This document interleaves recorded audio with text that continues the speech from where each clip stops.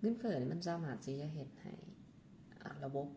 หรือว่าอาณาจักรหนึ่งสามารถล่มสลายได้เลยเนาะถ้าเฮา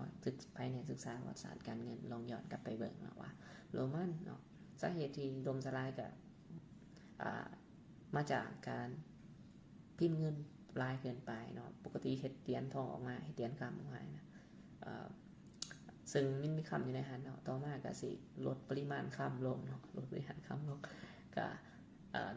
เติมโลหะอันอื่นเข้าไปแทนเนาะต่อมาก็ฟิลิปออกมาเติมโลหะอันอื่นสุดท้ายบ่มีคำเลยเนาะแล้วเมื่อคนหูเนาะเมื่อคนหูเขาก็สิเฮ็ดจังได๋เขาก็สิหนีจากตัวนี้เนาะก็สิไปใส่อันอื่นแทนเนาะใส่อันอื่นแทนการพิมพ์เงินเพิ่มก็เป็นการเอารัดเอาเปรียบคนอื่นด้วยกันเนาะคนอื่นเฮ็ดเรือแห้งมาเฮ็ดหน้าปลูกเขาเลี้ยงสัตว์อย่างต่างๆเพื่อสิผลิตสินค้าอย่างออกมาต่างๆอย่างต่างๆออกมาแต่สุดท้ายแล้วคนอื่นถือว่าผิดเงินเพื่อมาซื้อกินเด้ออันที่ยับเขามาไกลแน่เฮาก็สิแม่นเยอรมันเนาะหลังจากสงครามนั้นหรือล่าสุดก็สิแม่นซิมบับเวสิเดียวเฮ็ดเพราะว่าเงินเฟ้อมันสามารถจะเฮ็ดให้สังคมเสื่อมหรือว่าอาณาจักรเสื่อมลงหรือว่านำไปสู่การล่มสลายเนาะคนก็สิแห่หนีตายว่าซะเพื่อสิไปใช้เงินอันอื่นเนาะอาจจะไปใช้เงินที่มันรักษามูลค่าได้เนาะเมื่อตัวอื่น